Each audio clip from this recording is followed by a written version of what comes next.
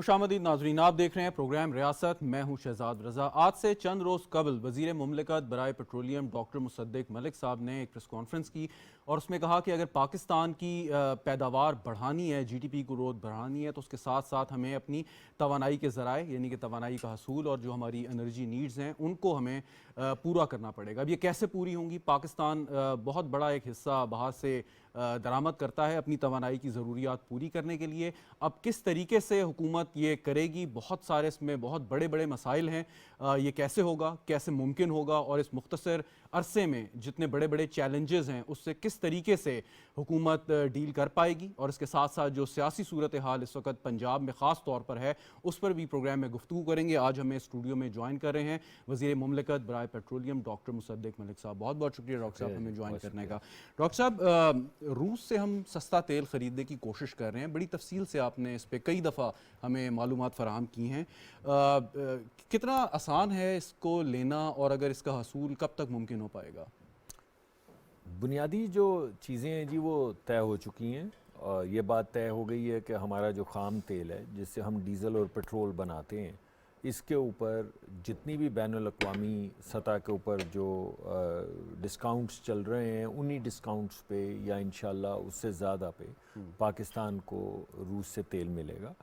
उसके लिए जो तफसीलात हैं वो तय की जा रही हैं। रूस के जो वफाकी वज़ीर हैं एनर्जी के, वो जनवरी के दूसरे हफ्ते में तशरीफ़ ला रहे हैं यहाँ पर। उनके जहन में तो ये था कि बुनियादी जो चीज़ें हमने तय की हैं उनको मिनट्स की सूरत में या एग्जेक्टिव समरी की सूरत में तय किया जाए, लेकिन क्योंकि हमारे मुल्क की ज़रूरियात बहुत ज़्यादा हैं तो हम कोशिश ये कर रहे हैं, हमने एक सेल बना दिया है अपनी मिनिस्ट्री में जो इसको देख रहा है कि किस तरीक़ाकार से हम उनके आने से पहले जितने भी बुनियादी चीज़ें हैं ट्रांजैक्शन से रिलेटेड वो उनकी तैयारी मुकम्मल कर लें, ताकि जब वो यहाँ पर तशरीफ़ लाएँ तो हम डॉटेड लाइंस पे साइन करने के बाद पहले क्वार्टर के आखिर में यानी मार्च के आसपास हम सस्ता जो ख़ाम तेल है उसकी फरहमी हमें शुरू हो जाए। अगर इंटरनेशनल मार्केट में रूसी तेल मौजूद है और कोई भी हुकूमत या प्राइवेट कंपनी वो ले सकती है, तो हमें रूस के साथ मुआहदा करने की क्या ज़रूरत है? देखिए, अगर कोई किसी भी शख्स को सस्ता तेल, आपको मालूम है कि PSO हमारी जो कंपनी पाकिस्तान में तेल ख़रीदती है या दीगर हमारी रिफ़ाइनरीज़ जो तेल ख़रीदती हैं, वो सिर्फ दो तरीक़ाकार से ख़रीदती हैं। एक तो गवर्नमेंट टू गवर्नमेंट हमारा रिलेशनशिप होता है, दूसरा टेंडर होता है जो हमारे पेपरा रूल्स हैं उसके मुताबिक जो हमारी ज़रूरत होती है हम लिख देते हैं और ट्रेडर्स जो हैं उस पर बिड कर देते हैं, जिसकी सबसे कम कीमत होती है उसे हम कॉन्ट्रैक्ट दे देते हैं। अब अगर ट्रेडर आपको तेल दे रहा हो, चाहे वो रूस से लेकर बैनुल-अक़वामी क़वानीन के मुताबिक रूस से लेकर तेल दे रहा हो, तो वो आपको क्यों फ़ायदा देगा? वो तो अगर ₹1 जो बैनुल-अक़वामी कीमत है उससे कम होगी तो उस पर आपको बेच देगा, और क्योंकि वो लोएस्ट टेंडर होगा तो आपको मिल जाएगा, आपको ₹1 का फ़ायदा हो जाएगा। अब ₹1 का फ़ायदा और इससे कहीं ज़्यादा फ़ायदा जो है ये हासिल करने के लिए ये फ़ैसला हुकूमत पाकिस्तान का है। तो हमने ये सोचा कि बजाय इसके कि वो फ़ायदा सिर्फ ट्रेडर्स तक महदूद रहे और वो सिर्फ अगर ₹20 का फ़ायदा है या $20 का फ़ायदा है तो वो $1 का फ़ायदा पाकिस्तान को दें और $19 का अपने पास रखें, तो क्यों ना पाकिस्तान ही जो फ़ायदा मिल रहा है बैनुल-अक़वामी सतह पे उससे फ़ायदा उठाए। इस वजह से हमने ये फ़ैसला किया कि ये गवर्नमेंट टू गवर्नमेंट एग्रीमेंट करना बहुत ज़रूरी है। इसके ज़रिए जितना भी बैनुल-अक़वामी सतह पे डिस्काउंट मिल रहा होगा वो तमाम डिस्काउंट हुकूमत पाकिस्तान को यानी अवाम को मिलेगा, बजाय इसके कि वो ट्रेडर्स अपने पास रखें। इसमें जो बड़े ममालिक हैं और रशिया से खुश नहीं है आजकल यूक्रेन वॉर की वजह से या दीगर वजूहात की वजह से, उन्होंने कैप लगा दी है probably $60, correct me if I am wrong. तो क्या हमें ये $60 से उस कैप से हट के हमारी कोई डील होगी रशिया से या नहीं? देखिए, हम तो बायलैटरल उनके साथ निगोशिएट इस वक्त कर रहे हैं और इंशाल्लाह देखिए जो कीमत तय होनी है वो तो जब हम कमर्शियल डिटेल्स तय करना शुरू करेंगे, हम उनको वॉल्यूम बताएंगे कि इतना वॉल्यूम हमें चाहिए, फ़लाँ तारीख़ को चाहिए, तो उसकी मुताबिकत से डिस्काउंट तय किया जाएगा। इस वक्त बैनुल-अक़वामी सतह पे तो क्रूड की कीमत वैसे ही कम हो गई है, तो इतना बड़ा फ़र्क नहीं है 60 और बैनुल-अक़वामी कीमत में।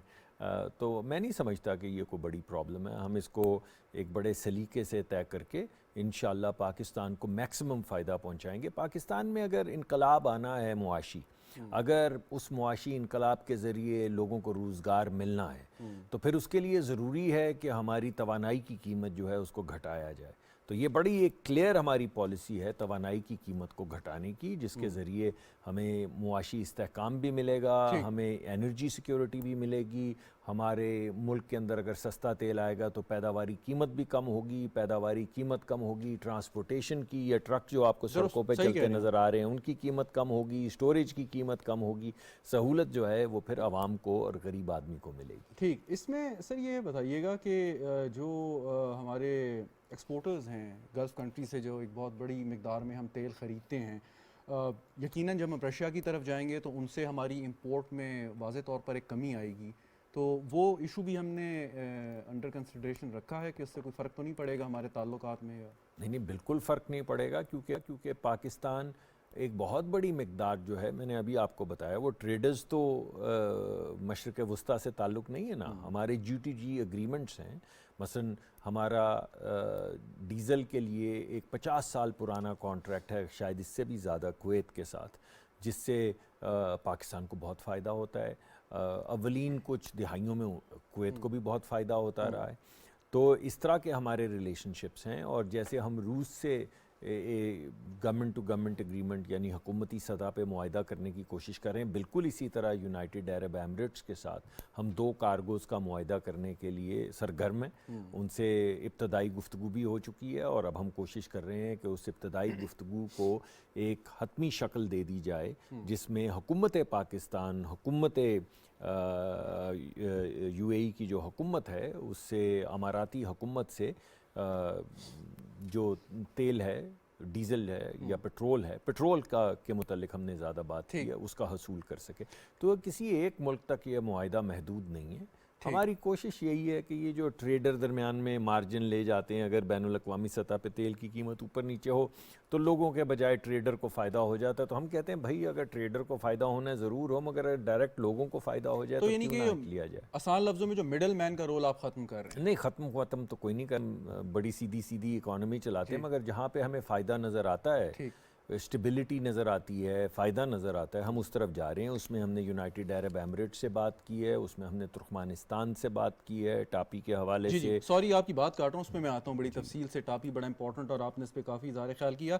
تو اگر اس کو کنکلوڈ کر لیں، رشیا والا جو ہمارا ایک معاملہ چل رہا ہے، اب رشیا کے اوپر سینکشنز بھی ہیں، وہ تو پاکستان کے اوپر کوئی آپ سمجھتے ہیں اثر نہیں آئے گا، کوئی مشکلات پیش نہیں آئیں گی حصول کے لیے یا کوئی؟ نہیں، یہ تو تمام تکنیکی امور ہیں جن کو ذرا اگر آپ اپلیکیشن آف مائنڈ کریں اور دیکھیں کہ کس طریقے سے سینکشنز کا کیا دائرہ کیا ہے، ان کی حدود کیا ہیں، اور ان کے اندر رہ کے اگر آپ اپنا کام کریں تو جیسے ابھی آپ دیکھ رہے ہیں کہ یورپ خرید رہا ہے نا روس سے چیزیں، تو کیسے خرید رہا ہے؟ کسی یورپین ملک پہ ابھی تک سینکشنز لگی ہیں، تو اسی طریقے سے ہم بھی جو ہے سلیقے طریقے سے اپنی جو ہمارا ملکی مفاد ہے اس بڑھائیں گے اور سستا تیل لینے کی کوشش کریں گے۔ لوگ یہ ضرور پوچھنا چاہیں گے کہ ہماری اگر یہ ڈیل کلوز ہو جاتی ہے روس کے ساتھ تو اس سے ان ٹرمز آف ایک عام آدمی کو کتنا فائدہ ہوگا؟ ڈیفینیٹلی یہ سوال آپ سے بھی ہوتا ہوگا۔ یہ مناسب نہیں ہے، یہ ڈیل خراب کرنے والی بات ہے کہ وہ پنجابی میں کہتے ہیں کہ پنڈ وسیا نہیں تو ڈاکو پہلے آ گئے نے۔ میرا خیال ہے وہ میں نے آپ کو بتایا کہ ایک بات جو ہم نے ان پرنسپل جس پہ گفتگو کی ہے وہ یہ ہے کہ بین الاقوامی سطح پہ جتنا بھی اس وقت ڈسکاؤنٹ مل رہا ہے اتنا ہی یا اس سے زیادہ ڈسکاؤنٹ انشاءاللہ پاکستان کو ملے گا۔ اور آپ نے اپنی پریس کانفرنس میں بڑی تفصیل سے بتایا کہ جو یہاں پہ آئل ریفائنریز ہیں، آپ لوگ ان سے پہلے بات کر کے گئے کہ آپ لوگ کر بھی سکتے ہیں اس کو ٹریٹ یا نہیں، اس کے بعد آپ گئے اور پھر آپ نے نیگوسیٹ کیا رشیا کے ساتھ۔ کویسچن از کہ پارکو جو ہے اس میں آئی بلیو کہ UAE کے بھی کچھ شیئرز ہیں، تو کیا ان کی کنسنٹ بھی اس میں ضروری ہے یا نہیں کہ پاکستان اپنے؟ نہیں، پارکو بورڈ جو ہے اس کے جو MD ہیں اور ان کا بورڈ جو ہے وہ فیصلے کرتا ہے، اور ہم ایسا تھوڑی ہے کہ سارا تیل، میں نے اس دن بھی بتایا کہ ہم پارکو جو ہے تقریباً 30% کے قریب یا 35% کے قریب لائٹ کروڈ جو آتا ہے، سائبیرین اور سوکال، اس طرح 8-9 اقسام کے مختلف کروڈز ہیں جو روس سے آتے ہیں، ان میں سے 2 یا 3 جو ہیں وہ لائٹ کروڈز ہیں، اور ہم نے جو گفتگو کی وہ لائٹ کروڈز کے ضمن میں کی، کیونکہ ہم اپنی ریفائنری سے پہلے پوچھ کے گئے تھے کہ وہ کس قسم کا کروڈ استعمال کر پائیں گے۔ تو ہماری جو ریفائنری ہے پارکو وہ تقریباً 30 سے 35% یہ کروڈ استعمال کر پائے گی، اور جو PRL ہے وہ 50-55% تک اس کو استعمال کر سکتی ہے. اور وہ اب نیا نام ہے, مگر پہلے جس کو بائیکو کہتے تھے وہ تو یہ ان کا کلیم یہ ہے کہ وہ 90% تک بھی استعمال کر سکتے ہیں اور پہلے کسی زمانے میں کرتے بھی رہے ہیں. تو اگر آپ یہ اور اے آر ایل تو ہمارے لوکل کروڈ کے اوپر بنی ہوئی ہے جو اٹک ریفائنری ہے, تو نیشنل ریفائنری بھی کچھ استعمال کر پائے گی. تو آپ دیکھیے 5 ریفائنری ہیں, میں نے اسپیسیفکلی آپ کو بتا دیا. پی آر ایل استعمال کر سکتی ہے, بائیکو استعمال کر سکتی ہے, اور بائیکو تو شاید ماضی میں بھی کر چکی ہے. جی وہ کہا انہوں نے, ہم نے ہماری ان سے گفتگو ہوئی, انہوں نے کہا ہمیں تو کوئی ہمیں لائٹ کروڈ بھی کر سکتے ہیں مگر ہم دوسرا کروڈ بھی کر سکتے ہیں. اور اس کے علاوہ یہ پارکو 30-35% استعمال کر سکتی ہے. تو ایسا تو نہیں کہ 100% ہم وہاں سے تیل لا رہے سر ہیں. یہ جب جی ٹو جی معاملہ کسی بھی رشیا یعنی کسی بھی حکومت کے ساتھ آپ کرتے ہیں, اور جو اس کی ٹرانسپورٹیشن ہے, جو آنا ہے, فریٹ آپ کو لگنا ہے, تو جب یہاں پہ شپ آپ کے لینڈ کرے گی اس کے بعد اس کی آگے سپلائی ہوگی, تو وہ سارا کا سارا everything from point to point زی یہ گورنمنٹ ٹو گورنمنٹ ہوگا. جی اس میں اور کوئی اس میں پرائیویٹ پارٹی انوالو نہیں, نہیں اس میں تاکہ اس کا زیادہ بینیفٹ عوام تک جائے. بالکل قطعاً اس میں کوئی پرائیویٹ پارٹی اس ٹرانزیکشن میں انوالو نہیں ہے. ہاں اگر آپ نے پرائیویٹ جہاز کے جیسے ٹرانسپورٹیشن آپ نے کرنی ہے یا انشورنس لینی ہے, تو حکومتیں تو انشورنس کمپنیاں نہیں چلاتی, یا زیادہ تر حکومتوں کے پاس تو بحری بیڑے نہیں ہوتے. تو وہ جو ٹرانسپورٹیشن کے لیے آپ جس طرح باقی تمام تیل لے کر آتے ہیں وہ بھی کسی حکومتی کشتی پہ یا شپ پہ نہیں آتا ہے. تو اسی طرح بالکل اسی طریقہ کار کے ابھی سر ہم کتنے سٹیپس دور, ایک تو آپ نے بتایا کہ نیکسٹ منتھ جو ہے ڈیلیگیشن ان کا آئے گا, بات ہوگی, تو اس کے بعد کتنے سٹیپ ابھی باقی ہیں کہ فائنلی نہیں ہم تو کوشش یہ کر رہے ہیں کہ تمام تیاری جو ہے اسے کر رکھیں, اور جب وہ تشریف لائیں تو پھر اس وقت باقاعدہ بیٹھ کر تمام تفصیلات طے کریں. میں ضرور چاہوں گا کہ اب سے چند دن پہلے حماد اظہر صاحب نے ایک پریس کانفرنس کی اور انہوں نے ایک دعویٰ کیا یا الزام لگایا کہ جو موجودہ حکومت ہے وہ 6, 7 یا 8 ماہ لیٹ ہو گئی ہے یہ فیصلہ کرنے میں. اس پہ ذرا بتائیے گا کہ یہ اتنا ٹائم کیوں لگا آپ کو اس سٹیج تک آنے میں. حماد صاحب میرے دوست ہیں, مجھے اچھا نہیں مناسب نہیں لگتا میں ان کی کسی بات پہ تبصرہ کروں. میں آپ کو وزارت کے نقطہ نظر سے بتا سکتا ہوں کہ ہمارے پاس کوئی ایسا ڈاکیومنٹ نہیں تھا. مثلا میں نے آپ سے یہ کہا نا کہ میں وہاں گیا رشا میں اور میں نے یہ بات کی, اس کے منٹس جو ہیں اب اگلی میٹنگ میں پیش کیے جائیں گے. تو بالکل اسی طرح اگر کوئی ایسی بات ہوئی تھی تو اس کے کوئی منٹس ہونے چاہیے تھے جو کسی اور میٹنگ میں پیش ہونے چاہیے تھے, تو وہ تو نہیں ہوئے. جب ملک, اور میں تو وزیر ہوں تو وہ تو سربراہ تھے, تو جب ایک سربراہ دوسرے سربراہ سے بات کرتا ہے تو وہ ایسے تھوڑی ہوتا ہے کہ اور سناؤ کی حال چال ہے. وہ باقاعدہ منٹ ہوتا ہے, وہاں پہ لوگ بیٹھے ہوتے ہیں, وہ منٹس پیش ہوتے ہیں, وہ منظور ہوتے ہیں. اور اگر یہ نہ ہو تو ایم او یو ہوتا ہے. اگر آپ کوئی بائنڈنگ اگریمنٹ نہ کرنا چاہیں تو naan binding memorandum of understanding یا ایم او یو بنتا ہے کہ بھائی یہ کوئی قید نہیں ہے کہ ہم یہی کریں گے, لیکن ہم نے اگری کیا کہ ہم مل بیٹھ کے, وہ بھی نہیں ہے. نہ منٹس ہیں, نہ وہ ہے, نہ ہماری کسی فائل میں. حماد صاحب کا ایک لیٹر ہے جس میں انہوں نے کہا ہے کہ ہم انرجی سے ریلیٹڈ آپ سے بات بڑھانا چاہتے ہیں. انہوں نے باقاعدہ خط لکھا تھا وہ, جس کے فالو اپ کے اندر آپ نے پھر دیکھا کہ وہ جو یہاں پہ سفیر تھے روس کے, انہوں نے ایک بیان میں کہا بھی کہ ہماری تو بات پائپ لائن پہ ہوئی تھی. پھر اسی طرح ہماری وزارت خارجہ جو ہے اس نے بھی کانٹیکٹ کیا یہاں پہ سفیر کو, تو یہی جواب ملا. پھر ہمارے جو سفیر روس میں ہیں انہوں نے وہاں کی وزارت توانائی جو ہے وہاں پہ جا کے گفتگو کی, تو انہوں نے بھی یہی کہا کہ ہماری گفتگو تو پائپ لائن کے حوالے سے ہوئی تھی. لیکن اگر مان لیا جائے کہ وہ صحیح کہہ رہے ہیں, یہ بڑھا رہے ہیں بات کو, اس کو کنٹروورسی میں کیا ڈالوں. میں یہ ضرور کہوں گا کہ ہمارا کچھ وقت ضائع ہو گیا ان بیانات کی وجہ سے جو عمران خان صاحب دے رہے تھے, کیونکہ ان بیانات سے تاثر یہ پڑا کہ آلریڈی معاہدہ ہو گیا, ہم نے صرف فالو اپ کرنا ہے. ہمارے 2-3 مہینے تو اس بات میں ہی گزر گئے کہ ہم ان کو کہہ رہے تھے کہ آپ سے بات ہوئی تھی, فالو اپ کرنا ہے. وہ کہتے تھے کون سی بات ہوئی, کیا فالو اپ کرنا ہے. ہم کہتے تھے تیل پہ بات کرنی, انہوں نے کہا آپ نے تو پائپ لائن پہ بات کی. نو ڈاکیومنٹ اویلیبل وٹس ایور آپ کی وزارت میں یا وزارت خارجہ نہیں, آپ مطلب آپ سفارت خانے سے پوچھ لیجئے, آپ وزارت خارجہ سے پوچھ لیجئے, آپ نے خود وہ سفیر جو روسی سفیر تھے ان کا بیان خود کا چلا دیں. یہ مجھ سے کیا پوچھتے ہیں, یعنی جو سفیر ہیں انہوں نے ایک پرائیویٹ جگہ پہ بیان دیا جس پہ پوچھا گیا ان سے کہ آپ کی کیا بات ہوئی, انہوں نے بھی یہی کہا کہ ہماری تو پائپ لائن کے حوالے سے بات ہوئی. تو ابھی بنیادی طور پہ the only thing that I would say is کہ ہم نے کچھ گمراہ جو کیا خان صاحب سے کچھ وقت تھوڑا ضائع ہو گیا. ٹھیک بالکل. ابھی ریسنٹلی فورن منسٹر صاحب کا ایک بیان آیا, اس سے بھی تھوڑی سی کنفیوژن ہو گئی, پھر آپ نے پریس کانفرنس کر کے اس کو کلیریفائی کیا. تو آپ سمجھتے ہیں کہ جو وزارت کسی ایک ایشو کو ڈیل کر رہی ہے اسی کو صرف اس میں سینسٹیو معاملہ ہے, گورنمنٹ ٹو گورنمنٹ ہے؟ نہیں, میں نے تو آپ کو اس دن بھی یہ کہا کہ یہ جو آج میں نے گفتگو کی ہے, کیونکہ انہوں نے ریفائنریز کے حوالے سے ہی بات کی تھی کہ ہمارے پاس شاید یہ تکنیکی ڈیٹیل ہے, ہمیں بھی تھوڑا سا زیادہ سینسٹیو ہونا چاہیے تھا, اور غالباً ایک تفصیلی لکھ کے کہ کون سی ریفائنری کہاں سے تیل لے سکتی ہے بھیج دیتے تو وہ ذرا وضاحت ہو جاتی. تو اب بھی کوئی حرج نہیں ہے, انہوں نے کوئی ایسی بات نہیں کی جس سے کوئی خرابی پیدا ہو. تو ہم ایک سوری میں اس کی وضاحت کروں تو ہم اس کی تفصیل لکھ کے وزارت خارجہ کو بھیج دیں گے تاکہ سب کو یہ بات پتہ ہو, کوئی حرج نہیں ہے. Very right. آپ نے بھی ٹاپی گیس پائپ لائن کا ذکر کیا, تو یہ ٹاپی رہے گی یا ٹیپ رہ جائے گی؟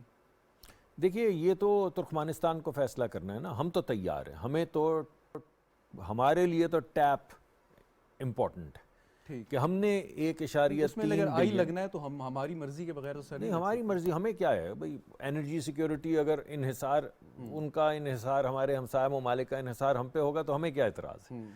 اس وجہ سے میں سمجھتا ہوں کہ ہمیں اپنے بچوں کے لیے, اپنے مستقبل کے لیے 1.3 بلین کیوبک فٹ گیس جو ہے وہ سستے نرخوں پہ ملے گی, تو ہمیں کیا اعتراض ہو سکتا ہے اس پہ. باقی جن نے گیس بیچنی ہے وہ نیوٹرل آربٹرز ہیں, وہ فیصلہ کریں. انہوں نے, ہم تو لینے کو اپنے حصے کی گیس لینے کو تیار ہیں, ان کا کیا معاملہ ہے کسی ہمسایہ ملک سے, اس سے ہمیں کیا سروکار. یہ ان کے اور کیا یہ سر سوال نہیں آئے گا کہ آپ کا معاملہ اس ہمسایہ ملک سے کیا ہے؟ یہ ہمارا معاملات تو سب کے سامنے ہیں. ہم نے کون سی ہماری جو آپس کی 70 سال پرانا ہمارا جو ٹینشن ہے, جو 75 سال سے جو کشمیر کے حوالے سے گفتگو چل رہی, ہم تو وہیں پہ, ہمارے معاملات تو وہیں پہ ہیں. مگر یہ معاملہ تو پھر ترکمانستان کو طے کرنا ہے, یہ ہمارا معاملہ نہیں ہے. وہ ہمیں گیس بیچنا چاہتے ہیں, ہم گیس خریدنے کے لیے تیار ہیں. وہ 1.3 ارب کیوبک فیٹ جو ہے وہ گیس بیچنا چاہتے ہیں, ہم 1.3 بلین کیوبک فٹ گیس لینے کے لیے تیار ہیں. وہ پائپ لائن بچھانا چاہتے ہیں, ہم پائپ لائن بچھانے کے لیے بھی تیار ہیں اور اپنے حصے کی پائپ لائن ڈالنے کے لیے بھی تیار ہیں. اس سے آگے کیا معاملات ہیں یہ ان کو اگر گیس بیچنی ہے تو انہیں طے کرنے ہوں. ویسے اگر تھوڑی دیر کے لیے ابھی پاکستان انڈیا ریلیشن کو ہم سائڈ پہ رکھیں, نیوٹرل ہو کے ایک بات کریں کہ اگر پاکستان انڈیا کے تعلقات اس طرح کے نہ ہوتے جیسے آج ہیں, تو زیادہ آپ کے خیال میں ایز این ایکسپرٹ فائدہ کیا تھا کہ گیس پائپ لائن گزر کے کسی دوسرے ملک میں بھی جاتی ہے ہمارے تک؟ دیکھیے, ہمیں تو جتنی پاکستان کے ذریعے ترسیل ہوگی انرجی کی, پاکستان کو اتنا ہی فائدہ ہے. راہداری ملنے کا بھی فائدہ ہے, انرجی کی اویلیبلٹی کا بھی فائدہ ہے. اگر راستہ بن جائے اور لوگ پاکستان کو ایک انرجی کوریڈور کے اندر لنچ پن کی طرح دیکھنا شروع کر دیں تو پھر تمام انرجی کا فوکس پاکستان کی طرف ہو جائے گا, اس کا بھی فائدہ ہے. پاکستان سے گیس ایکسپورٹ کرنے کا کوئی طریقہ کار نکل آئے, اس میں بھی فائدہ ہے. تو پاکستان کو ہر صورت میں فائدہ ہے. لیکن ہمارا صرف ایک ہمسایہ ملک تھوڑی, ہمارے پاس سمندر بھی ہے. اگر ہمسایہ ملک سے نہیں ہمارے تعلقات ٹھیک اور نئی تجارت بڑھتی تو ہم سمندر کے ذریعے بین الاقوامی منڈی میں یورپ کے اندر, جن کو بہت زیادہ توانائی کی ضرورت ہے, اگر ہمارے پاس واقعی یہ پائپ لائنیں تمام بچ جائیں جن کا ہم ذکر کر رہے ہیں تو ہم وہاں بھی بیچ سکتے ہیں. یورپ کو بھی فائدہ ہوگا, مغرب کو بھی فائدہ ہوگا, ہمیں بھی فائدہ ہوگا. اس کا سر یہ جو پروجیکٹ ٹاپی کا آپ نے ذکر کیا, اس کا فائنینشیل کلوز ہو چکا ہے؟ دیکھیے, اس کے لیے ہمارے پاس جو ایکوٹی ہے وہ تو موجود ہے. پاکستانی حکومت کے پاس بھی ایکوٹی ہے, اور ترکمانستان میں جب میں گیا تو وہاں پہ بھی انہوں نے بڑی لیڈرشپ دکھائی, ان کے پاس بھی ایکوٹی موجود ہے. پرابلم آ رہی ہے اب قرض کی, جو ڈیٹ فائنینسنگ ہے اس کے اندر ہرڈل آ رہی. تو اس میں ہم کچھ نئی تجاویز ہم لے کر گئے تھے. کچھ میزنین فائنینسنگ, میں آپ کے پروگرام کو بورنگ نہیں بنانا چاہتا کہ میزنین فائنینسنگ کیا ہوتی, لیکن کچھ میزنین فائنینسنگ کی کچھ چیزیں تھیں جو ہم نے پیش کی کہ دیکھیے ایک طریقہ ڈیٹ ریز کرنے کا یہ ہے. دوسرا, ہم نے کچھ کنورٹیبل ڈیٹ کی بات کی کہ کچھ ایسا ڈیٹ کسی اور ملک سے لیا جائے جو بعد میں ایکوٹی میں بھی کنورٹ ہو سکتا ہو, اور ہم اس کو واپس, یعنی ایکوٹی کا مطلب ان کی حصہ داری بھی ہو سکتی ہو اور ہم قرض بھی واپس کر سکتے ہو. دونوں آپشنز کو برابر برابر لے کر چلیں. پھر کچھ جو گیس آلریڈی بک رہی ہے یا کچھ جو تیل آلریڈی بک رہا ہے اس کو سیکیورٹائز کرنے کا بین الاقوامی منڈیوں میں وہ بھی تجاویز سامنے رکھی گئی. تو ہم نے کافی کریٹو تجاویز وہاں پہ ڈسکس کی ہیں, مگر اس کے لیے تو بڑا کیونکہ ایکوٹی کا حصہ ترکمانستان کے پاس ہے تو ان کو آگے بڑھنا ہوگا. میں نے ایک دو جگہوں پہ یہ کہا ہے کہ بین الاقوامی جو ادارے ہیں, جو بین الاقوامی ملٹی لیٹرل بینکس ہیں یا ڈونرز ہیں یا فائنینسنگ انسٹیٹیوشنز ہیں, جنہوں نے پہلے یہ کمٹ کیا ہوا تھا کہ وہ اس کا قرض کا جو حصہ ہے, ڈیٹ کا جو حصہ ہے اس کو فائنینس کریں گے, اگر وہ حقیقت میں یہ سمجھتے ہیں کہ پاکستان بھی ایک گلوبل فیبرک کا حصہ ہے اور گلوبل فیبرک پہ پیچ نہیں ہے, تو کچھ ذمہ داری ان کو اب اٹھانا ہوگی. ورنہ تو پھر یہی ہوگا کہ جس کو جو لگے گا کہ اس کے مفاد میں کیا ہے تو وہ اپنا راستہ لے کر چل پڑے گا. میں نے کئی مرتبہ یہ پہلے بھی کہا, آپ کے پروگرام میں بھی کہہ دیتا ہوں کہ ہم تو یہی سمجھتے رہے کہ ہم سارے we are going green because we are part global fabric, اور ہم سارے انٹر ووون ہیں اور پوری دنیا کا کلائمیٹ خراب ہو رہا ہے. ابھی پتہ چلا کہ کچھ مغربی ممالک, یورپین ممالک نے کوئلے کی کانیں بھی کھول دی ہیں اور کوئلے کے ذریعے بجلی بنانے کا کام بھی تیز کر دیا ہے. تو عجیب سا لگا, ہم کافی دیر سوچتے رہے کہ صرف ہمارا ہی کوئلہ کالا ہے کیا, ان کا کوئلہ سفید ہے. تو اس سے پھر وہ آدمی اور بین الاقوامی بالخصوص جو ملٹی لیٹرل ادارے ہیں ان کو اس پہ غور کرنا چاہیے.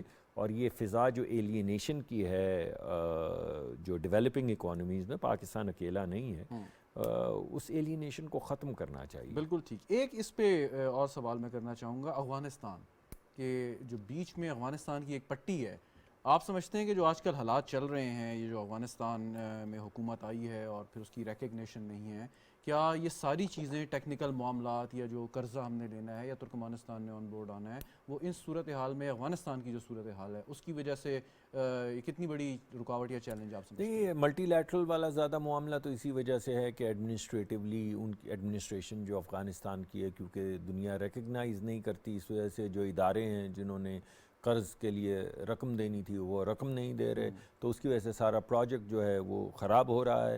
اور اسی کو لیڈرشپ فراہم کرنے کے لیے ہم یہ سارے دورے کر رہے ہیں, جو کنورٹیبل بانڈز کی بات کر رہے ہیں, کنورٹیبل ڈیٹ کی بات کر رہے ہیں, یا میزنین فائنینسنگ کی بات کر رہے ہیں, یا سیکیورٹائزیشن آف ایگزسٹنگ گیس کی بات. یہ تمام باتیں اسی لیے کر رہے ہیں کہ وہ افغانستان کے ایڈمنسٹریشن کی وجہ سے قرضہ ملنا بہت مشکل ہے بین الاقوامی سطح پہ, کیونکہ ان کی حکومت کو تسلیم نہیں کیا جاتا ہے, اس وجہ سے یہ پرابلم آتی ہے. اور آپ کے ذہن میں کیا ٹارگیٹ ہے کہ اس کا فائنینشیل کلوز آپ کیا سمجھتے ہیں, کب تک آپ؟ دیکھیے, میں یہ چاہتا ہوں کہ یہ اگلے 4-5-6 مہینے کے اندر کم از کم طریقہ کار طے ہو جائے کہ ہم فائنینشیل کلوزر یوں کرنے لگیں. $10 ارب کا اگر پروجیکٹ ہے تو ایک دن میں اس کا فائنینشیل کلوزر تو نہیں ہوگا, مگر یہ بات طے ہو جائے کہ جو گیپ پیدا ہوا ہے ملٹی لیٹرل اداروں سے, یا تو ملٹی لیٹرل ادارے ہی آ جائیں, ان سے بھی میں آپ کے پروگرام کے ذریعے بھی درخواست کر رہا ہوں, ویسے بھی میں کہتا رہتا ہوں, 1-2 کانفرنسز پہ بھی میں نے کہا ہے, آپس کی گفتگو میں بھی میں نے کہا ہے کہ آپ اس کو دوبارہ سے کنسیڈر کریں. تو یا تو وہ گیپ طے ہو جائے گا اس طریقہ کار سے, ورنہ کوئی طریقہ کار طے ہو جائے گا کہ کیسے اس کو ہم نے گیپ کو فل کرنا ہے. آپ کو یقیناً بہت سی شکایات ملتی ہوں گی کہ ملک میں گیس نہیں ہے, لوگوں کو گیس نہیں مل رہی, اور آپ نے پریس کانفرنس میں خود کہا کہ ہر سال 10% کمی ہو جاتی ہے ہمارے ریزرو میں, تو اس کا یہ مطلب ہوا کہ اگلے 10 سال میں ہمارے وہ ریزرو ختم ہو جائیں گے اگر کوئی نئی ڈسکوری نہیں ہوتی. نہیں, اگر کوئی نئی ڈسکوری کیوں نہیں ہوگی, ہم نے ابھی ایک ٹائٹ گیس کی پالیسی لے کر آ رہے ہیں, اور اس پالیسی کے ذریعے وہ گیس جس کے کہنے سننے میں اور انالیسس یہی بتا رہا ہے کہ بہت بڑے پاکستان میں ذخائر ہیں, مگر وہ کمرشلی کیونکہ وہ گیس ٹریپ ہوئی ہوتی ہے راکس کے درمیان, تو اس کو نکالنے کے لیے جس قسم کی ڈرلنگ چاہیے وہ بڑی مہنگی ڈرلنگ ہوتی ہے. تو ہم ایک نئی پالیسی لے کر آ رہے ہیں جس میں ہم اپنے ملک کی جو کمپنی ہیں ان کو انسینٹیوائز کر رہے ہیں کہ وہ ہاریزونٹل ڈرلنگ کی مہارت بھی پیدا کریں اور وہ ٹائٹ گیس جو ہے اس کا حصول بھی کریں, جو بہت بڑی تعداد میں, اور اس سے پاکستان کو بہت زیادہ وہ ملے گی, سیکیورٹی ملے گی انرجی کی. تو ہم کیوں ایسا کہ اگر یہ ہوا, اگر آپ ایسا امید کیوں دلا سکتے ہیں کہ میں آپ کو سوئی کے مقابلے میں گیس کے ذخائر دریافت؟ دیکھیے, سوئی کے تو بہت بڑے ذخیرے تھے, جیولوجی کے ساتھ کوئی بیٹس پلیس کرنا مشکل ہوتا ہے, کوئی بھی نہیں کر پاتا ہے, اسی وجہ سے خان صاحب نے کی تھی ایک دفعہ. خان صاحب تو بڑے آدمی ہیں نا, ہم تو اپنی حیثیت کے مطابق بیٹس پلیس کریں گے, انہوں نے ان کے مطابق تو کیا تھا وہ کہ وہ لائنیں لگ جائیں گی, ٹیکس لینے کی طاقت ہماری ختم ہو جائے گی وغیرہ وغیرہ, وہ آپ نے سنا تھا, وہ چھوڑیں ان باتوں. جی. سیریسلی ہمارے پاس ایک ٹائٹ گیس پالیسی ہے جس کے ذریعے بہت بڑے ذخائر، سوئی سے زیادہ غالباً بڑے ذخائر، میں آپ کو ایگزیکٹ کوانٹٹی نہیں بتا سکتا، مگر ابھی جو ہمارے پاس ذخائر رہ گئے ہیں ان سے کئی بڑے ذخائر جو ہیں وہ موجود ہیں. وہ پالیسی انشاءاللہ بہت جلد ہم سامنے لا رہے ہیں. اسی طرح وہ گیس جو گیس کے ویل ہیڈ کلوز ہو چکے ہیں، بند ہو چکے ہیں، یعنی اگر کسی زمانے میں ہم نے ایک کانٹریکٹ کیا تھا ایک کمپنی سے کہ ہم آپ کو $2 دیں گے، اب وہ $2 میں جتنی کمرشلی وائبل گیس تھی انہوں نے نکال لی. اب جو نیچے اور مشکل گیس موجود ہے وہ $2 میں نہیں نکلتی، تو وہ ویل انہوں نے پلگ کر دی ہیں، بند کر دی ہیں اور وہ چلے گئے. اب ہم ایک نئی پالیسی لانے کی کوشش کر رہے ہیں کہ ان کلوزڈ ویلز کے اوپر ایک نئی پالیسی کے ذریعے انسینٹیو دیا جائے کمپنیوں کو کہ وہ واپس آئیں، اور وہ کنویں جو وہ بند کر کے چلے گئے ہیں بیکاز اب وہ $1-2 میں گیس نہیں اس میں سے نکال سکتے تھے. اور یہ وہی کمپنیز ہوں گی جو کام کر چکی ہیں؟ جی ان کے لیے جہاں پہ لیز ختم ہو چکی ہوگی وہاں پہ اوپن بیڈنگ ہو جائے گی، جہاں پہ لیز چل رہی ہوگی اور ابھی وہ نہیں کر پاتے بیکاز وائبل نہیں ہے کمرشلی، وہاں ان کو دے دیں گے. سب سے آسان، یا آسان سے مراد یہ کہ سب سے سستی بجلی جو وہ پانی سے بنتی ہے، ہائیڈل، آپ اس کو میں چاہوں گا کہ جو بات کی جاتی تھی کہ دو روپے، 3 روپے یا 4 روپے یونٹ پڑتا ہے، کیا اب بھی وہی صورتحال ہے؟ کیونکہ اب ایکسپرٹس تو کہتے ہیں کہ یہ کاسٹ اگر آپ ملائیں تو یہ 13, 14, 15 روپے تک چلی جاتی ہے. نہیں، نہ جانے کون تھے لوگ جو کہتے تھے کہ 1 یا 2 روپے میں پڑتی ہے، وہ مجھے ملائیں ان سے، میں ان سے بات کرنا چاہوں گا. ایسا ہے نہیں، اگرچہ بجلی کی ذمہ داری میرے پاس نہیں ہے مگر میں کسی زمانے میں بجلی کو دیکھتا رہا ہوں، تو یہ فیکچولی انکریکٹ بات ہے یہ بات کرنا. وہ ایسا ہوتا ہے کہ دیکھیے مثلا منگلا اور تربیلا ہے، منگلا اور تربیلا کی جو انفراسٹرکچر کی کاسٹ ہے وہ کمپلیٹلی ڈپریشیٹ ہو چکی ہے، یعنی اگر کاغذوں پہ دیکھا جائے تو اس پروجیکٹ کی قیمت 0 رہ گئی ہے. اس کا مطلب ہے کہ جب آپ بجلی پیدا کرتے ہیں اس پروجیکٹ سے جس کے اوپر کوئی کیپٹل کاسٹ نہیں رہ گی، جس کی ویلیویشن بلو بک پہ آ چکی ہے، یعنی کمپلیٹلی ڈپریشیٹ ہو چکی ہے، تو آپ کہتے ہیں کہ بجلی پیدا کرنے کی قیمت ہے صرف وہ پنچکی چلانا، یا پنچکی تو ہوا کی ہوتی ہے، جو آپ کی ٹربائن ہوتی ہے پانی والی، وہ ٹربائن چلانے کی جو 2 روپے قیمت ہے یا 3 روپے قیمت ہے وہ قیمت ہے بجلی کی. تو یہ ان کے لیے ٹھیک ہے جو 30-50 سال سے بن چکے ہیں اور ڈپریشیٹ ہو چکے ہیں. لیکن جب آپ نیا کارخانہ پانی کے ذریعے بجلی پیدا کرنے کا لگاتے ہیں تو وہ ریلیٹیولی سپیکنگ سب سے مہنگا ہوتا ہے. اس کا فائدہ لانگ ٹرم میں یہ ہے کہ آخر میں جب وہ پوری طرح سے ڈپریشیٹ ہو جاتا ہے تو قیمت 2 روپے 3 روپے رہ جاتی. لیکن جب اس کو آپ شروع میں لگاتے ہیں تو جہاں پہ $6 لاکھ میں آپ کو LNG کا کارخانہ، یہ جو پنجاب کی حکومت نے شہباز شریف صاحب کے زمانے میں لگائے تھے کارخانے، یہ $6-6.5 لاکھ پر میگا واٹ پہ لگائے تھے. تو اگر آپ پانی کے ذریعے کارخانہ لگائیں تو وہ 2.5 ملین سے 3 ملین ڈیپینڈ کرتا ہے کتنا بڑا سول ورکس ہے، تو اس کی قیمت 1 میگا واٹ کا کارخانہ لگانے کی $2 سے 3 ملین ہے ایز کمپیئر ٹو LNG جس میں $6.5 لاکھ ہے. تو کیپٹل کاسٹ جو ہے وہ زیادہ ہے پانی کے ذریعے بجلی پیدا کرنے کی، یعنی شروع میں اضافی قیمت بھی اس کی زیادہ، آپ نے ایکویٹی کے اوپر پیسے دینے ہیں، یعنی وہ لوگ جنہوں نے سرمایہ کاری کی ہے ان کمپنیوں کو پیسے دینے ہیں، جن بینکوں نے آپ کو قرضہ دیا ہے ان کی بینکاری، ان کے پیسے دینے ہیں قرضے کے. تو وہ پہلے جو 18-20 سال ہیں اس میں بجلی کی قیمت زیادہ ہوتی، پھر آہستہ آہستہ وہ 2-3 روپے پہ آ جاتی. مگر آپ کو پانی کے ذریعے کارخانے لگانے کے لیے کیپٹل انویسٹمنٹ زیادہ چاہیے، اور میں سمجھتا ہوں یہ بہت اچھا ہے نظام، اور ہم پوری کوشش کر رہے ہیں. اور آپ نے دیکھا کہ ابھی تقریباً ہماری 25-30% جو بجلی ہے وہ پانی سے پیدا ہوتی ہے. سرکولر ڈیٹ کا کوئی حل موجود ہے بالکل ان حالات میں؟ موجود نہیں. کون سے والے سرکولر ڈیٹ کا؟ 2 ہیں، ایک گیس کا ہے ایک بجلی کا. آپ کس کی بات کر رہے ہیں؟ اکٹھا کر کے بتا دیجیے. نہیں، انشاءاللہ گیس کا جو سرکولر ڈیٹ ہے وہ بہت زیادہ بڑھ چکا ہے، اور ابھی میں وزیر اعظم نے ایک میٹنگ بلائی ہوئی تھی، وہی اس میں ایک پہلو جس پہ انہوں نے جس کا تنقیدی جائزہ لیا وہ سرکولر ڈیٹ کا تھا. اور ہم نے ایک پلان جو ہے ان کے سامنے پیش کیا ہے جس کے ذریعے جو سرکولر ڈیٹ اکٹھا ہو چکا ہے اس کو ختم کرنے کا طریقہ کار، اور جو اضافت اس میں ہو رہی ہے ہر مہینے اس کو ختم کرنے کا طریقہ کار، دونوں پیش کیے ہیں. تو اگر آپ مجھے اجازت دیں تو 1 ہفتہ 10 دن ٹھہر جائیے، جب وہ اپروو ہو جائے تو میں اس کے تمام خد و خال آپ کے سامنے رکھوں. بالکل ٹھیک. کچھ سیاسی باتیں آپ سے آپ کی موجودگی سے فائدہ اٹھاتے ہوئے خبر چل رہی ہے کہ پرویز الہی صاحب کے خلاف عدم اعتماد نہ لانے کا فیصلہ ہو گیا ہے. کچھ اس پہ تصدیق کرنا دیکھیے مجھے نہیں معلوم، مگر کل کی ان کی اگر آپ پریس کانفرنس دیکھیں تو اس کے بعد ان پہ عدم اعتماد کرنے کی ضرورت کیا رہ جاتی مجھے نہیں معلوم. یہ پرویز الہی صاحب کا فیصلہ ہے کہ وہ کس رخ کی سیاست کرنا چاہتے ہیں، وہ کیا دیکھتے ہیں. آپ تاریخ میں جب یہ دیکھا جائے گا کہ پرویز الہی صاحب کو جب اپرچونٹی ملی تو انہوں نے کیا کیا، یہ فیصلہ انہی کے اوپر ہے. اس وجہ سے اس پہ میں کیا تبصرہ کر سکتا ہوں. کل پہلے جب وہ بیٹھے خان صاحب کے ساتھ تو لگا کہ وہ شرکت ڈالنا چاہتے ہیں عدم استحکام میں. پھر جب انہوں نے بعد میں پریس کانفرنس کی تو لگا کہ وہ عدم استحکام میں شرکت نہیں ڈالنا چاہتے ہیں. آج کیا ہے میں نہیں جانتا. اگر پی ٹی آئی نے پرویز الہی صاحب کے پیچھے جو سپورٹ ہے جس کی وجہ سے وہ وزیر اعلیٰ وہ ہٹا لی، تو کیا پی ڈی ایم کا جو ایک اوریجنل پلان یا ایگریمنٹ تھا جس کو پرویز الہی صاحب نے توڑا وہ بحال ہو سکتا ہے؟ دیکھیے یہ تو میں نے ابھی آپ کو بتایا، یہ فیصلہ پرویز الہی صاحب کا ہے. جب وہ آئیں گے تو بات ہوگی نا، اس سے پہلے کیا بات ہو سکتی ہے؟ وہی بات کہ میں پہلے سے کیا سارائی کر لوں کہ یہ ہو جائے گا وہ ہو جائے گا. بھئی اگر انہوں نے وہ اگر ساتھ ہیں عمران خان صاحب کے تو ساتھ ہیں. اگر وہ کہیں گے کہ میں ایک نیا ریلیشن شپ استوار کرنا چاہتا ہوں تو تمام پارٹیز کو بیٹھ کے اعتماد کو بحال کرنا ہوگا جو پہلے کسی حد تک. پرویز الہی صاحب کا جو انٹرویو کل ہوا اس میں وہ کہتے ہیں کہ 1 سال بڑھا دینی چاہیے مدت آگے اسمبلی کی، اور اکنامک ایمرجنسی لگا دینی چاہیے ملک میں. آپ سمجھتے ہیں کہ اس قسم کے کوئی حالات ہیں کہ یہ فیصلہ ہو سکتا ہے یا سوچا بھی جا سکتا ہے؟ میں سمجھتا ہوں کہ اس طرح کی باتوں کو لائٹلی نہیں لینا چاہیے. پاکستان کا ایک طریقہ کار ہے پاکستان کی جمہوریت کو آگے بڑھانے کا، پاکستان کے آئین کو بچانے کا، اور اگرچہ یہ آئین میں لکھا ہے لیکن اس کو بہت سیریسلی لینا چاہیے. میں ذاتی طور پہ انلیس کو بہت کیا ہو جب الیکشن کا وقت ہو اس وقت تو بیٹھ کے بات کی جا سکتی ہے، ورنہ میرا اپنا تجزیہ اور اپنا خیال یہ ہے کہ ایسا نہیں ہونا چاہیے. پاکستان میں وقت کے ساتھ آئین کے مطابق جب 5 سال کا عرصہ گزر جائے تو الیکشن ہونے چاہیے، اس کے بعد نئی حکومت آنی چاہیے، اس کو 5 سال ملنے چاہیے، اور اسی طرح سلسلہ آگے بڑھنا چاہیے. یہ ایمرجنسی کی جو گفتگو ہے، جو انٹروڈکشن ہے آئین میں، یہ صرف ایمرجنسی کے لیے کی گئی تھی، اور ایمرجنسی اس کو لائٹلی نہیں لینا چاہیے.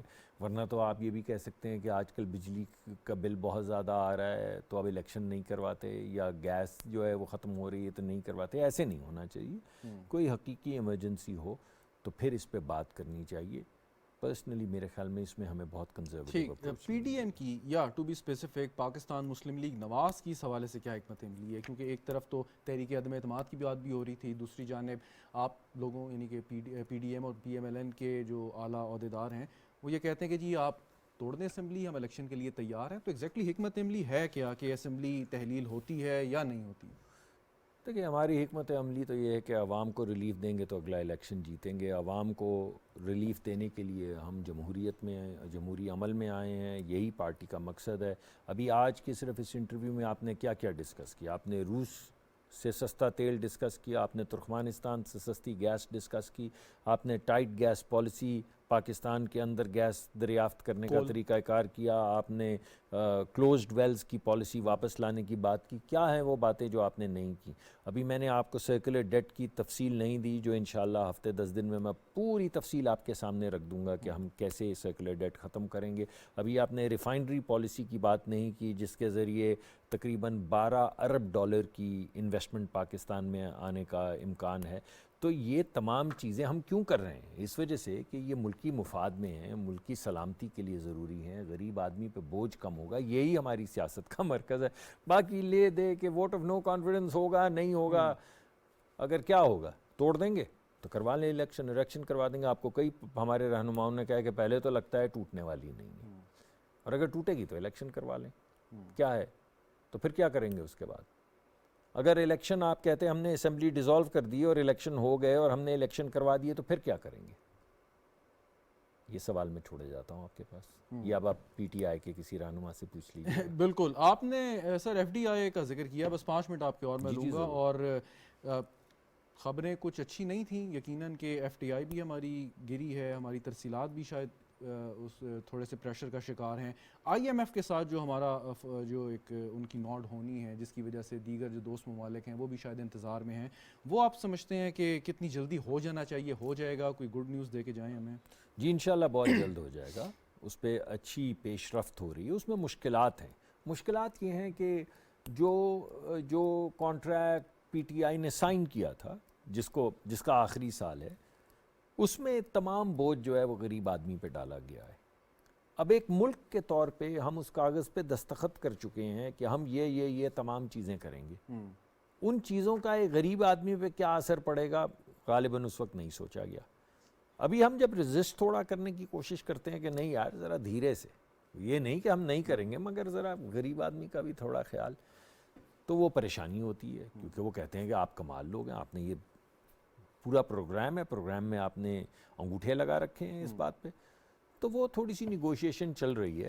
ٹھیک مگر انشاءاللہ یہ جتنی چیزیں میں آپ کو بتا رہا ہوں، یہ تمام چیزیں جو ہیں یہ ملک کی مفاد میں ہیں، اور جب ہم ملک کی مفاد دکھائیں گے اور تمام صرف آئی ایم ایف کو نہیں بلکہ تمام دنیا کو دکھائیں گے کہ پاکستان کیسے خود کفیل ہوگا، چاہے وہ بجلی ہو، چاہے وہ پانی ہو، چاہے وہ گیس ہو، چاہے وہ پیٹرولیم پروڈکٹس ہوں، تو جب آپ بتا پائیں گے ایک کانفیڈنس کے ساتھ کہ ہم اس طرح ملک کو خود کفیل بنائیں گے اور ملک کی ترقی میں اضافہ کریں گے، تو پھر تمام لوگ آن بورڈ لاسٹ آ 2 جائیں گے۔ کوسچنز، ایک جو ہمارے اس وقت ریزروز ہیں، فارن ایکسچینج ریزروز ہیں، وہ ان پہ بہت پریشر ہے، جی پریشر ہے۔ 7 ارب کے قریب۔ جو ہم اکنامک ایکسپرٹس ہیں وہ بڑی بلیک سی پکچر ہمیں دکھاتے ہیں کہ اگر ہمارے پاس ریزروز ہی ہیں تو کتنے عرصے کی امپورٹ ہم سسٹین کر سکتے ہیں۔ تو یہ نہیں میں کہہ رہا کیا کریں گے، کیا میں سوال یہ ہے کہ کب تک ہم یہ ایج پہ بیٹھے رہیں گے، چلتے رہیں گے، زندگی گزارتے رہیں گے، کب ہم ایک کمفرٹ زون میں بنیادی طور پہ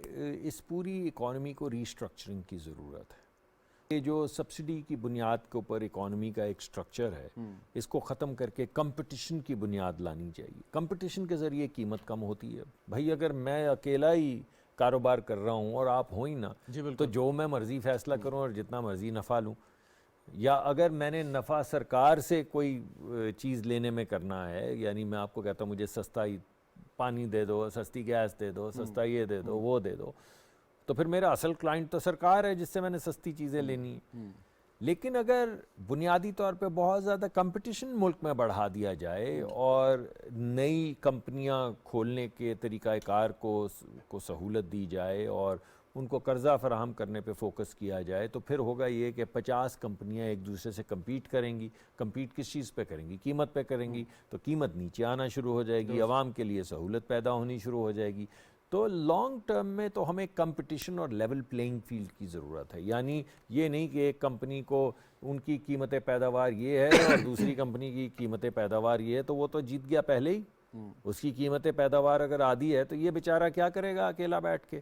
اس وجہ سے ایک لیول پلینگ فیلڈ کریٹ کرنا چاہیے، اس میں سیریس کمپٹیشن جو ہے سنسیئرلی انٹروڈیوس کرنا چاہیے، جس کے ذریعے عوام کو فائدہ ہوگا اور آہستہ آہستہ قیمتیں جو ہیں وہ نیچے آنا شروع ہو جائیں گی۔ یہ ہے اصل جو ہمارا معاملہ ہے۔ دوسرا، میں تو سمجھتا ہوں کہ اظہار رائے کی ہر ایک کو اجازت ہے، کوئی کہے پاکستان بینکرپٹ ہے تو میں نہیں کہتا کہ اسے روک دو، اس کو ٹوک دو، جو جی میں آئے کہیں، مگر ابھی ہم نے $1 بلین 1000 ملین ڈالر سے زیادہ کی پیمنٹ کی ہے، تو وہ تمام لوگ جو کہہ رہے تھے یہ پیمنٹ نہیں، یہ وہی لوگ ہیں نا، یہ وہی لوگ ہیں جو آپ کو کہہ رہے تھے یہ پیمنٹ نہیں ہوگی، پاکستان بینکرپٹ ہو چکا ہے، اب وہ پیمنٹ ہو گئی، اب وہ کہہ رہے ہیں ہو تو نہیں چکا مگر ہو جائے گا۔ تو مجھے لگتا ہے جیسے وہ پہلے غلط ثابت ہوئے ہیں، غالباً اس مرتبہ بھی غلط ثابت ہوں گے۔ آپ اور ویسے میرا ذاتی یہ خیال ہے کہ جب ہم ایسی بات کرتے ہیں تو بین الاقوامی سطح پہ لوگ کہتے ہیں کہ جب ان کے اپنے ایکسپرٹس یہ بات کر رہے ہیں تو ہم کیوں ان کے ساتھ انویسٹ کریں، یا ہم ان کو کیوں قرضہ دیں، یا ہم کیوں ان کے ساتھ کاروبار کریں، تو اس سے کچھ زیادہ فائدہ نہیں ہوتا۔ لیکن پھر بھی میں اس کو استعمال کر کے اس آڑ میں یہ نہیں کہنا چاہتا کہ آپ اپنا اظہار رائے نہ کریں، آپ کے جی میں جو بنتی کریں۔ بالکل ٹھیک۔ آپ انتہا پسندی پہ بھی کافی گفتگو کر چکے ہیں یا کرتے رہے ہیں، میں نے خود آپ کی کئی دفعہ گفتگو یہ سنی ہے۔ یہ ایک افسوسناک واقعہ ہے جو اس وقت بنوں میں آیا اور کاؤنٹر ٹیررزم ڈپارٹمنٹ کے ایک آفس میں چلے گئے دہشت گرد سارا۔ اب الیکشن آگے آئے گا اور الیکشن میں ہم نے دیکھا کہ نون لیگ کو بھی پرابلمز آئیں، پچھلے الیکشنز میں پیپلز پارٹی کو بھی آئیں دہشت گردوں سے، لیکن پی ٹی آئی نے اپنا ایک سٹانس رکھا ہے کہ وہ بھتہ بھی دے رہے ہیں، ان سے نرمی سے بات بھی کر رہے ہیں، عام معافی کا بھی اعلان کر دیا ہے انہوں نے۔ اور اس وقت جو ساری صورتحال بن رہی ہے تو کیا یہ لیک آف پولیٹیکل ول آپ کو نظر آتی ہے کہ جس کو الٹیمیٹلی وفاق کو ہینڈل کرنا پڑے گا؟ یہ مشکل سوال ہے کیونکہ اس کی قیمت کوئی سیاسی جماعت نہیں ادا کرتی، سیاسی جماعت کے تو کچھ رہنما جو ہیں وہ دہشت گردی کا شکار ہوئے ہیں. خیبر پختونخوا میں بہت زیادہ ہوئے ہیں, پنجاب میں ہوئے ہیں, سندھ میں ہوئے ہیں, بلوچستان میں تو آپ کے سامنے ہی حالات ہر وقت نظر آ رہے ہوتے ہیں. دیکھیے بات یہ ہے کہ اصل اس کا جو اس کا بوجھ ہے وہ تو ایک غریب آدمی کو اٹھانا پڑتا ہے. جب کسی مزار پہ دھماکہ ہوتا ہے اور 50 لوگ مر جاتے ہیں تو اس میں چلیں مان لیں اگر 1-2 سیاستدان تھے تو 48 لوگ تو وہ تھے جو نہ سیاستدان تھے نہ انڈسٹریلسٹ تھے. یہ تو بے نام لوگ ہیں. یہ شہادت تو بے نام لوگوں کی ہو رہی ہے. ہمارے جو آرمی پبلک اسکول کے بچے تھے وہ تو بیچارے, ہم ان کو ہر سال ان کا ذکر کرتے ہیں مگر وہ تو کوئی سیاسی جماعت کے رکن نہیں تھے. اس وجہ سے اس کا اصل بوجھ تو عوام کو اٹھانا پڑتا ہے, اس کا اصل بوجھ تو عام آدمی کو اٹھانا پڑتا ہے. تو دہشت گردی کی اس جنگ میں اگر ہم اپرچونزم سے کام نہ لیں اور صرف اپنا چھوٹا سا نیرو سیاسی فائدہ جو ہے اس کو سامنے نہ رکھیں کہ تم میرے دوست, تم میرے بھائی, اگر یہ گفتگو نہ ہو تو میرے خیال میں ریزالو ہمارا بڑھ جائے گا. ریزالو ویسے بھی ہمارا بڑھتا جا رہا ہے. لیکن سر ایک سوال یہ بنتا ہے ضرور کہ بقول پی ڈی ایم کے لیڈرشپ کے پی ٹی آئی کی کے پی میں ایک انکمپیٹنٹ گورنمنٹ ہے, اس طرح ڈیلیور نہیں کرے جیسے کرنا چاہیے تھا. تو کیا وفاق کے پی کے عوام کو ان درندوں کے رحم و کرم پہ چھوڑ سکتا ہے؟ نہیں, یہ سوال کی فریمنگ ٹھیک نہیں ہے میرے خیال میں. میں یہ سمجھتا ہوں کہ کے پی کو اگر ہمیں ہے ان سے معاملہ, تنقید ہم کرتے رہتے ہیں کہ وہ کچھ ان کی پالیسیز ٹھیک نہیں ہیں اور شاید کچھ ایڈمنسٹریٹیولی بھی ان کو زیادہ کام کرنا چاہیے. آپ نے بھتوں کا بھی ذکر کر دیا, آپ نے بے شمار چیزیں جو ہو رہی ہیں ان کا ذکر کر دیا. یہ نہیں ہونا چاہیے. ہمارے پاس ایک ہی ریزالو ہونا چاہیے, مگر وہ ریزالو کسی صوبے کے خلاف نہیں ہے کہ وفاق کیا کرے گی, ہم سب مل کے کیا کریں گے.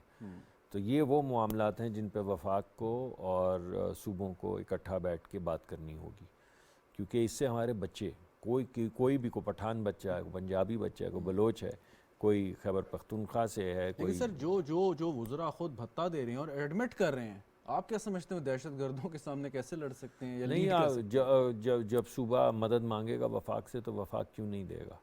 اور اگر ان کو ضرورت وہ محسوس کریں کہ موجودہ حالات میں وفاق کو لیڈرشپ لینی چاہیے اور وہ کہیں کہ وفاقی جو ادارے ہیں وہ ہماری مدد کریں تو کیوں نہیں. آخر میں جو ہمارے کنزیومرز ہیں, چاہے وہ گیس استعمال کرتے ہوں, چاہے پیٹرول ڈیزل وغیرہ, ان کی بڑی توقعات ہیں حکومت سے, اور یقیناً وہ آپ سے بھی جب بھی موقع ملتا ہوگا کہیں نہ کہیں کسی کے ذریعے سوال کرتے ہوں گے. کوئی ان کے لیے پیغام یا کوئی اچھی خبر شیئر کرنا چاہیں گے؟ دیکھیے سختی ہے ہماری, ہر سال 10% گیس, 9 سے 10% گیس ڈپلیٹ ہو جاتی, ختم ہو جاتی, ہمارے اپنے کنوؤں سے نہیں آ رہی. اس کے لیے جو پالیسیز ہیں میں نے آپ کو بتا دی, مگر اس کے باوجود اکتوبر میں ہم نے پچھلے سال اکتوبر سے زیادہ گیس لوگوں کو فراہم کی. نومبر میں پچھلے سال نومبر سے زیادہ ہم نے لوگوں کو گیس فراہم کی, اور دسمبر میں ہم نے زیادہ گیس ابھی تک فراہم کی پچھلے سال کے مقابلے میں. آنے والے مہینوں میں جنوری اور فروری میں ہم پچھلے سال سے زیادہ گیس کا انتظام کر چکے ہیں. جنوری میں ایک اضافی کارگو لے چکے ہیں ایل این جی کا پچھلے سال کے مقابلے میں. فروری میں ایک اضافی کارگو لے چکے ہیں جی قطر سے پچھلے سال کے مقابلے میں. تو اضافی گیس دے رہے ہیں. آپ یہ بھی کیونکہ آپ خود صحافت کرتے ہیں تو آپ دیکھ لیجئے کہ پچھلے سال اکتوبر کے وسط میں غدر مچ گیا تھا. اس مرتبہ تنگی ہے لوگوں کو, اور لوگ شکایت بھی کرتے ہیں اور بجا کرتے ہیں, لیکن ابھی کوئی ایسا غدر دسمبر کا مڈل گزر چکا ہے اور ابھی تک ہم چلا رہے ہیں اس کام کو. ہم نے ایل پی جی, اضافی ایل پی جی 20,000 ٹن اضافی ایل پی جی حکومت خرید کر لائی ہے, تاکہ وہ علاقے جہاں پہ انفراسٹرکچر کی وجہ سے, ہماری پائپ لائنوں کے بوسیدہ ہو جانے کی وجہ سے, یا بہت اتنی دور افتاد علاقے ہیں کہ وہاں تک پریشر نہیں جاتا, ان جگہوں پہ نئے کاروبار شروع کیے ہیں. S N G P L نے ایل پی جی کا ایک نیا کام شروع کیا ہے اور ان علاقوں میں دکانیں کھولی ہیں, اور اس لیے بھی کھولی ہیں کہ پچھلے سال جس طرح ایل پی جی بلیک ہونا شروع ہو جاتی تھی سردیوں میں, اس سال کم ہو رہی ہے. یعنی میں کہتا نہیں ہو رہی, مگر کیوں کم ہو رہی ہے؟ اس وجہ سے کہ 7 کی گلی میں S N G P L یا ایس ایس جی سی کی دکان کھلی ہے جو اوگرا کی قیمت سے پے یا اس سے کم پہ ایل پی جی بیچ رہی ہے. تو ہم پوری کوشش کر رہے ہیں سہولت کی. مشکلات ہیں اور لوگوں کا گلا سچ ہے. اچھا یہ بڑے یقیناً اچھے اور بولڈ فیصلے ہیں یہ جو آپ لوگ کر رہے ہیں, ایڈیشنل کارگو, یہ ایل پی جی کی دکانیں کھولنا. شاہد خاقان عباسی صاحب نے بھی کچھ بولڈ فیصلے کیے تھے اور لوگ اب انہیں اپریشیٹ کرتے ہیں کہ ان کی وجہ سے شاید ابھی اس وقت ہم چل رہے ہیں. آپ بھی بولڈ فیصلے کریں, لیکن شاہد خاقان عباسی صاحب کے ساتھ بعد میں جو کچھ کیا گیا وہ بھی ہمارے سامنے ہے. یہ شاہد خاقان عباسی صاحب ہیرو ہیں اس ملک کے. میں سمجھتا ہوں اس وقت ہماری اگر ان کے جو انہوں نے فیصلے کیے تھے اور جو معاہدے کیے تھے وہ نہیں کیے ہوتے تو اس وقت ہم لوگ بالکل تاریکی میں ڈوب گئے ہوتے. اور اس کی قیمت جو ان کو ادا کرنی پڑی وہ معاہدوں کی وجہ سے نہیں تھی, وہ تو عمران خان صاحب کی ذاتی عناد کی وجہ سے تھی. اگر خان صاحب اسی طرح ہی ملک میں سیاست رکھنا چاہتے ہیں کہ جو جائے اس کو پکڑ لو تو کیا جا سکتا ہے, ایسا ہی صحیح. اچھا ویسے یہ ایک طرح سے بڑی بھاری قیمت اور بڑی بے جا قیمت اور ظالمانہ قیمت تھی جو شاہد عباسی صاحب نے. آپ کا تجربہ یا آپ کا ہنچ, آپ کا انالیسس کیا کہتا ہے کہ جو لوگ خان صاحب کو پیٹرنائز کرتے تھے اب واقعی ایوری تھنگ از اوور کہ اب خان صاحب وہ راکٹ ہیں جو جب اڑتے ہیں تو سب سے پہلے اپنا ہی فیوسیلاج جو ہے اس کو ڈراپ کرتے ہیں. آپ مجھے چھوڑیے, آپ کل کی وہ جو پرویز الہی صاحب کی گفتگو ہے وہ چلا دیں, آپ کو سارے جواب مل جائیں گے. یعنی انہوں نے کوئی 2 منٹ میں 5 دفعہ احسان فراموش, احسان فراموش, احسان فراموش, احسان فراموش, احسان فراموش کہا, شاید اس سے زیادہ کہا. تو خان صاحب کا تو یہ ہے طریقہ کار, وہ سمجھتے ہیں کہ جو دنیا کا قانون ہے جس طرح وہ کیا ہمارے ملک کے اندر جاگیردارانہ نظام میں ہوتا ہے کہ نظام تو ہے لیکن ہم پہ لاگو نہیں ہوتا. تو خان صاحب کا بھی نقطہ نظر یہی ہوتا ہے کہ ہاں قانون ہے, ریاست ہے, ریاست مدینہ بھی ہے, مگر مجھ پہ لاگو نہیں, ذاتی طور پہ مجھ پہ لاگو نہیں. باقی ریاست مدینہ ہے اور میں بناؤں گا, لیکن جاگیردار کی طرح مجھ پہ لاگو نہیں ہوگی, وہ تم پہ لاگو ہوگی, تم پہ لاگو کروں گا, مجھ پہ نہیں ہوگی. بس یہ ہے جتنی کنسیشن خان صاحب کو ملی آپ کے خیال میں کسی اور سیاستدان کو ملی؟ ارے چھوڑیں صاحب, کیا کیا انہوں نے, برباد ہو گئے ہیں آپ کے سامنے بیٹھے ہوئے. آپ نے اتنے مشکل سوالات پوچھے ہیں, آپ نے یہ نہیں کہا کہ یہ پچھلے 4 سال کے بعد اب 6 مہینے بعد آپ 8 مہینے بعد مجھ سے یہ سوالات پوچھ رہے ہیں, تو کوئی حصے داری 4 سال کی بھی تو ہوگی اس میں. جی بالکل, اور ہم امید کریں گے کہ اس کا بھی آپ ایک بھرپور ٹیکنیکل آڈٹ کرائیں گے کہ ہم اپنا کام کریں گے اور کوشش کریں گے لوگوں کو سہولت ملے اور لوگوں کو یہ یقین آئے کہ ہم اس ملک میں انشاءاللہ کامیاب ہوں گے, ہماری نسلیں بھی آنے والی کامیاب. بہت بہت شکریہ. ہمارے ساتھ موجود تھے وزیر مملکت برائے پیٹرولیم ڈاکٹر مصدق ملک صاحب. گفتگو ناظرین آپ نے سنی, پروگرام دیکھنے کا شکریہ, اجازت دیجیے, خدا حافظ.